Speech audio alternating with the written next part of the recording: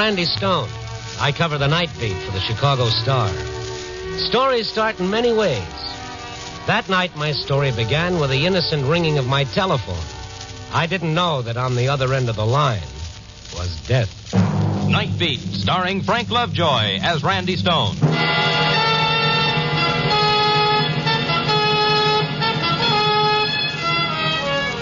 It was my night off.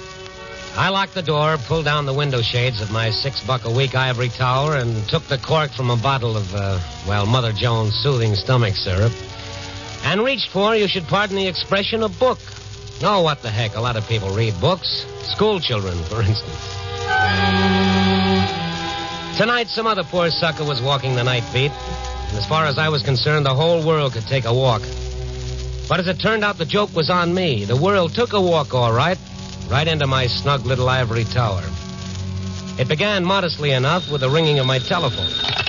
Yeah? Randy, this is Matt Kummel. Where have you been? Oh, look, Mr. Editor, I'm on my own time. I called every redhead in town. I called every bar and grill. I called the police station, the county hospital, the morgue. Where have you been? Well, you found me, Matt, at home. Oh, that's great. That's great.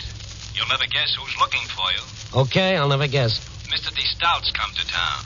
Edward de Stout, our distinguished publisher? That's right. Mm-hmm. And he wants to talk to you about that Nightbeat stint of yours. What about it? Well, he's got some ideas. Maybe he wants to expand it into a column. He's only going to be in town until tonight, so he wants you to phone him right away. Hand over 23820. You got it? Yeah, what are we calling him this season? Father of the Waters, Star of Stars, or just plain Bill? Randy, call him right away. It sounded important. Okay. So long.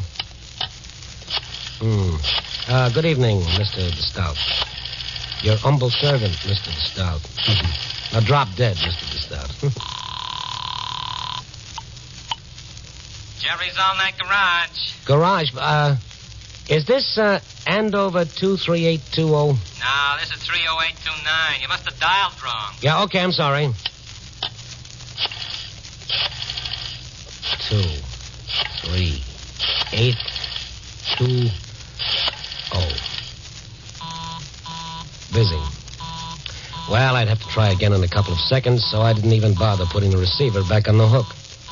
And from that little thing, it all began. I started thinking, isn't it funny how by just missing one number on the dial, instead of getting a millionaire publisher with ulcers, I got Jerry's all-night garage?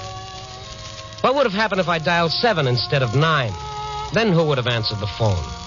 It was a strange thought. Through this little dial, the whole city was at my fingertips. I remembered reading somewhere that there were 6 million telephone combinations on one dial. Then on the spur of the moment, I did a dumb thing. I spun the dial 7 times in rapid succession without even looking at the numbers. And the phone started ringing. I had a connection. Where was it ringing? Who had destiny chosen to get my call? Some frowsy little gal crying her eyes out in a back bedroom? A dozing night watchman in an office closed for the night? Was my call interrupting a family brawl in some dark flat on the north side?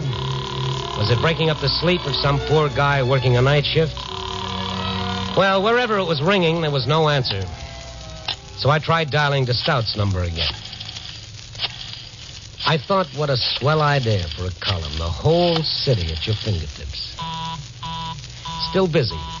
So, again, just for the fun of it, and without looking at the phone, I dialed 7 times.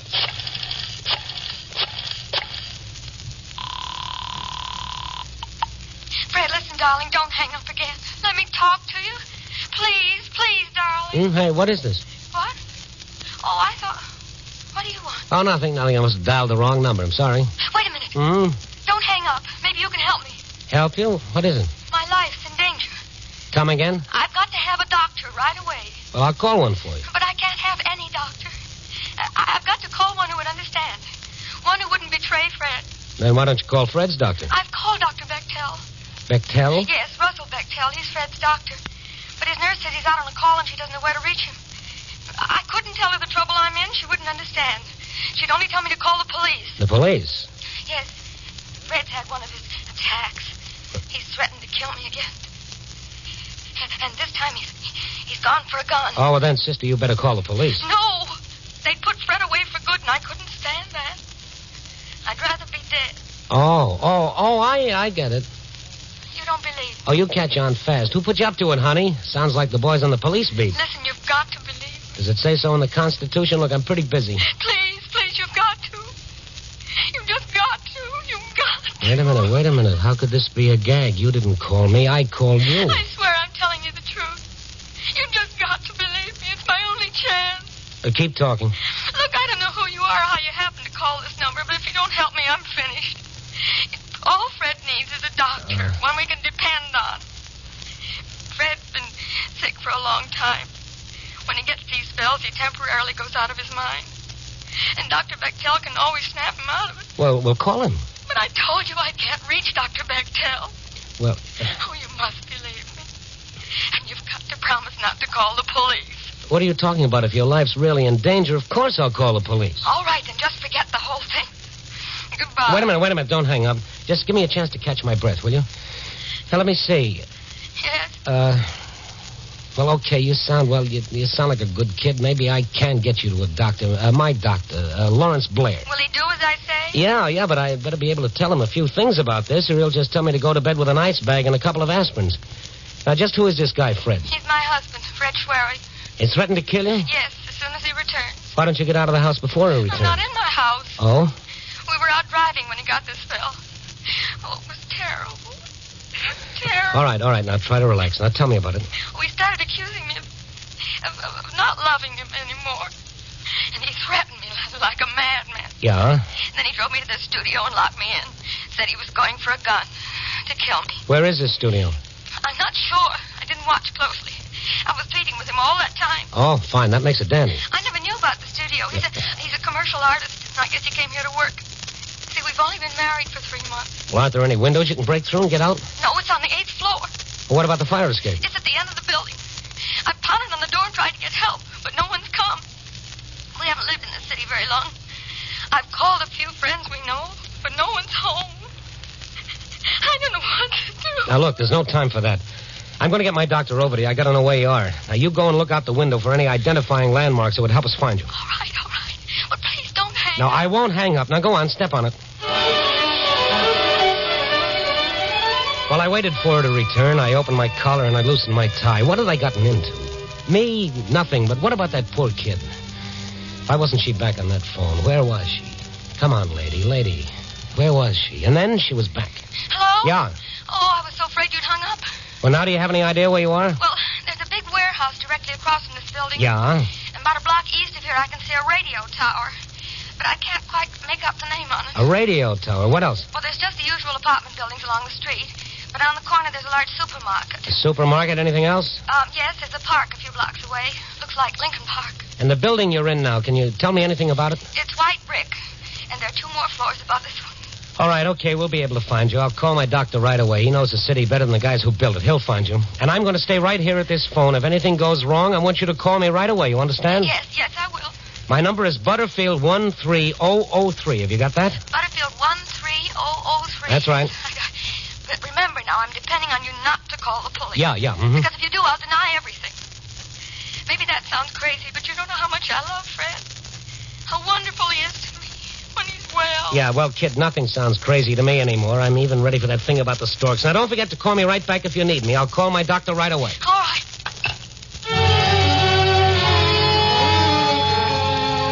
When I hung up the phone, I was ready for a blood transfusion. I tried to light a cigarette, but the match shook so much you'd have thought I was signaling somebody. But then as I reached for the phone book to call my doctor, I started thinking again. I said, oh, Randy, it's too pat to be true. I couldn't help imagining that someplace a room full of practical jokers were doubled up in laughter over the way the girl had taken me in. But how could that be when I called her? Well, just the same, I'd better check. She said her doctor was Russell Bechtel. Before I called my doc, I'd call this fellow Bechtel just to make sure. I found his number in the book.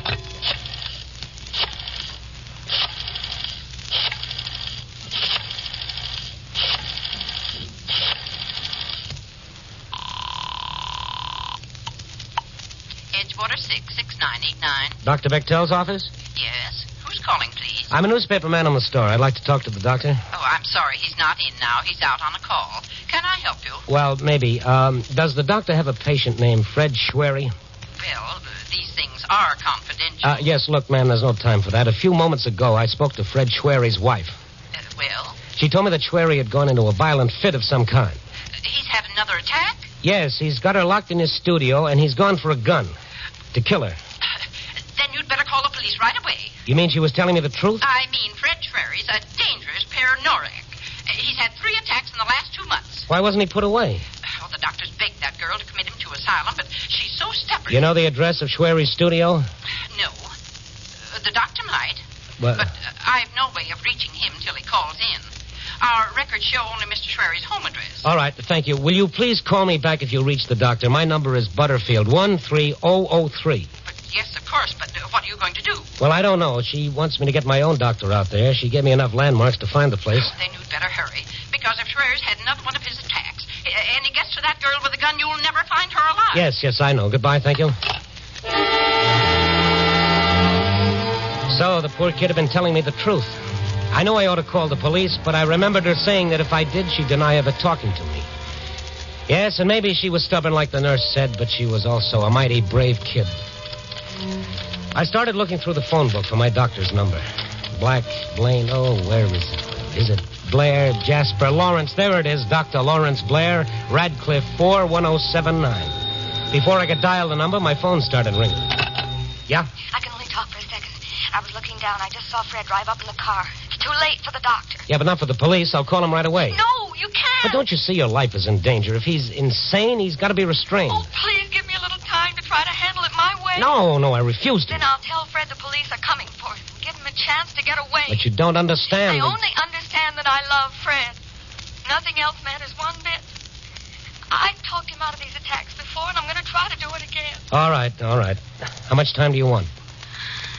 Give me half an hour. No, 15 minutes. If you don't call back in 15 minutes, I'll know you're in trouble, and I'll have the police out there at once. 15 minutes. All right, now I've got to hang up. He's unlocking the door. Now remember, 15 minutes. Yes, I've got to hang up now.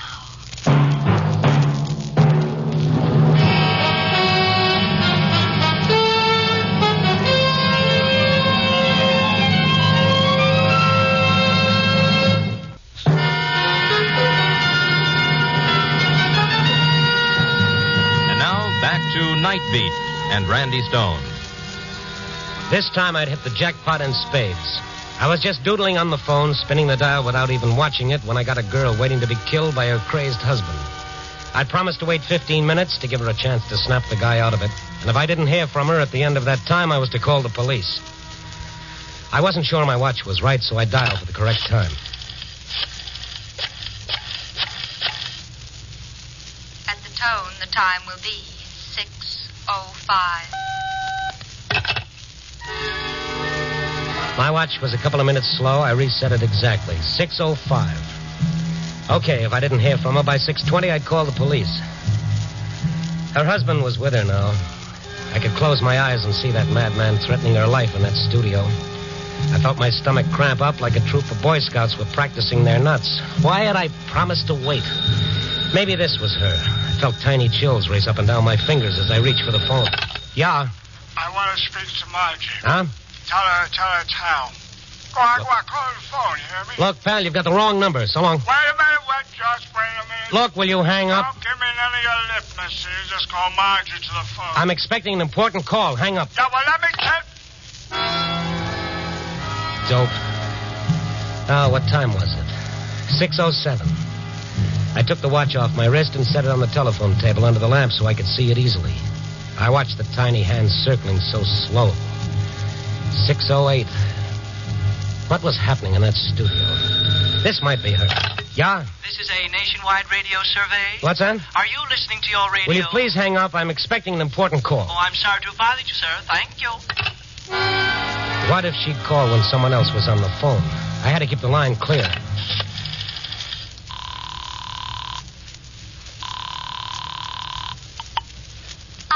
Operator, I'm expecting a very important call during the next 10 minutes, and I don't want to receive any other calls. Can you help me? Is the call you're expecting long distance, sir? No, it's local.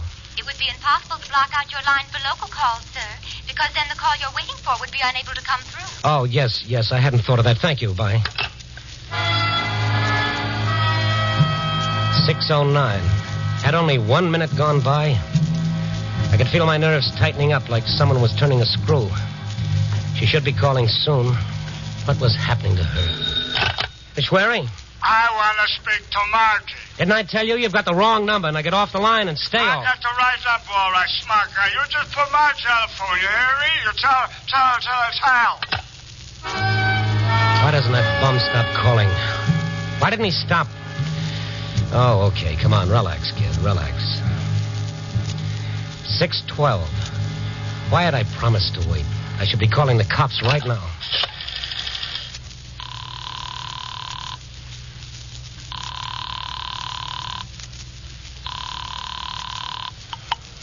Operator? What do I dial for the police department? You dial 211, sir. Or I can connect you. No, not yet. I was just wondering about it. Thank you. I promised her I'd wait. Maybe she could control the guy, but why wasn't she calling? 6:13. Time was passing so slow. Oh, if that's that drunk again. Who is it? Stone, what are you trying to do to me? Get me fired? Oh, Matt, it's you. Yeah, your boss and editor. Who were you expecting? Truth or consequences? Look, Matt, hang up, will you? I'm waiting for a call. Waiting for a call? Yeah. What's wrong with you, Randy? Didn't I tell you to call Mr. DeStout? He's waiting for your call, you crazy loon, and you know how our honored publisher likes to be kept waiting. Yeah, I haven't time to explain, Matt. Don't explain anything. Get on that phone and call Andover 23820. Now, that's an order. He just called and tore into me. He asked me if he was expected to phone you. He's pouting up there, Randy, feeling abused. And you know what happens when Mr. DeStout feels abused? Yes, all right. Hang up, Matt. You'll call him. Yes, right away. Hang up. Okay, and after you talk to him, call me back. Yeah. I looked at my watch. 6:17. There was just 3 minutes left to get her call. I couldn't phone DeStout now. What if she should phone when I was talking to someone else? What if she had only that one chance and all she got was a busy signal? No, I couldn't call now. Hello. Hello. Is this the Stone residence? Yes. What do you want? I'd like to speak to Mrs. Stone, if you don't mind. There isn't any Mrs. Stone. Look, I'm very busy. No, Mrs. Stone. Well, I'll just have to talk to you then, won't I? Yes, but some other time. I beg your pardon. I'm very busy now. Oh, this won't take but a tiny moment, and I have so many calls to make. Look, madam. I've been appointed by our local committee to call you about the coming election, to ask you to cooperate with us in our drive to register all voters regardless of party. Madam, I'm not old enough to vote. But if we all vote, then don't you see we can do something? Look, I'm going to have to hang up. But for heaven's sake... Some other time. Yeah. Buddy, you better not hang up on me again. Will you stop calling this number? 6:19, and she hasn't called. I'm going to wait for one more minute to pass, and then I'm going to call the police. Hello. Randy Stone? Yes? I asked Matt Cummel to have you call me, Mr. Stone, but apparently you were unable to. This is Edward DeStout speaking. Oh, the big boss. Oh, no. What's that? Yes, Mr. DeStout. I was going to call you as soon as I had the time. As soon as you have the time? Well, I must say, that's not exactly flattering, Stone. I'd rather imagine... Mr. DeStout, I'm expecting a very important phone call. There are people who think that a call from me is also rather important. Can I call you in 5 minutes? And what am I supposed to do? Just sit here waiting for your call like a lackey? I believe Cummel told you I was leaving tonight. But, Mr. DeStout... So we'll talk now, if you don't mind. Look, instead of talking about this on the phone, how about me taking a cab over to your place as soon as my call comes through? We could talk it over much easier. Oh, I think we can handle the matter over the phone very nicely. But we can't handle it over the phone. Don't you see? A girl's life is at stake, and you prattle on like we had all day. A girl's life at stake, is it? Yes. I've heard about your talents for invention, Mr. Stone, but I don't think I enjoy the idea of you practicing them on me. Look, DeStout, I'm afraid I'm going to have to do something else you won't enjoy. I'm afraid I'm going to have to hang up. I wouldn't do that. What time is it now? 6:21. It couldn't be. I couldn't have talked to him that long. Oh, hurry. At the tone, the time will be 6:21 and 1/2. 6:21 and 1/2. Well, I've kept my part of the bargain.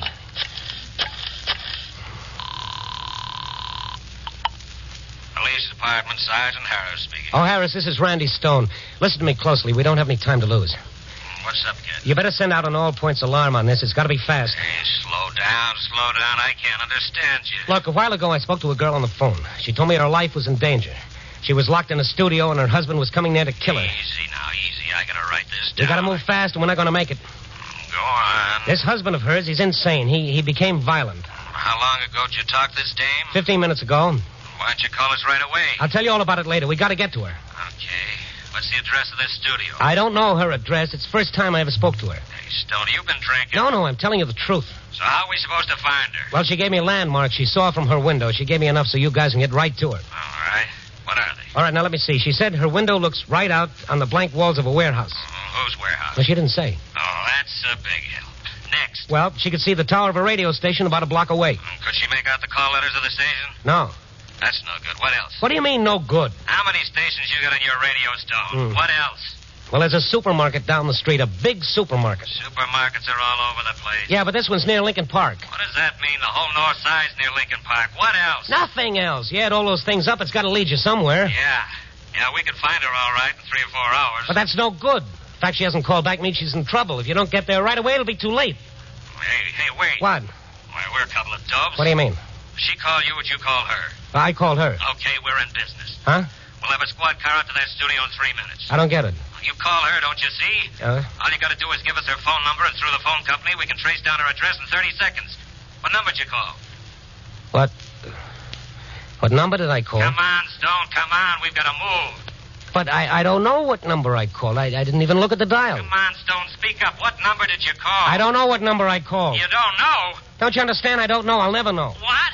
I was doodling with the phone, and she answered. Oh, well, I guess we'll just have to try to find her with the information you gave us.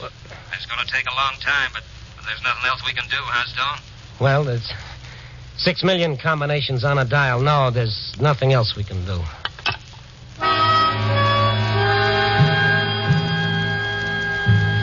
I hung up the phone and just sat there. I wanted to die quick and easy.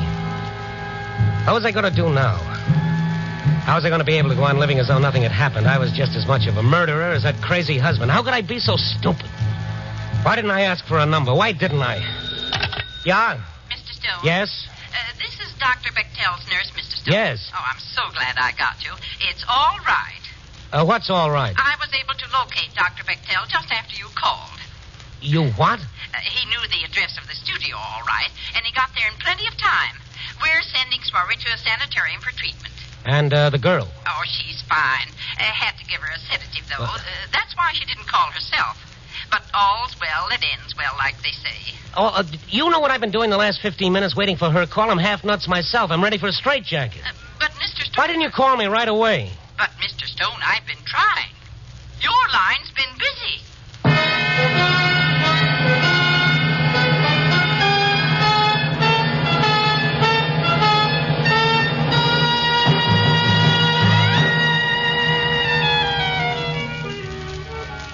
Yep, that's what's called learning a lesson the hard way. The lesson being that ivory towers went the way of hoop skirts and 60-cent steaks. Nope, there's no escaping from the world. We're all tied together for better or worse, whether we like it or not. And no matter how well you lock your windows and bar your door, the dreams and the fears and the hopes of all your fellow men are still no farther away than your fingertips. Oh, no, I won't answer. No, I can't. Oh, well, what's the use? Yeah? Listen, I want to speak to Marge. Oh, shut up. Oh, you know something? Next month I may decide not to pay my phone bill. Oh, no, what am I doing?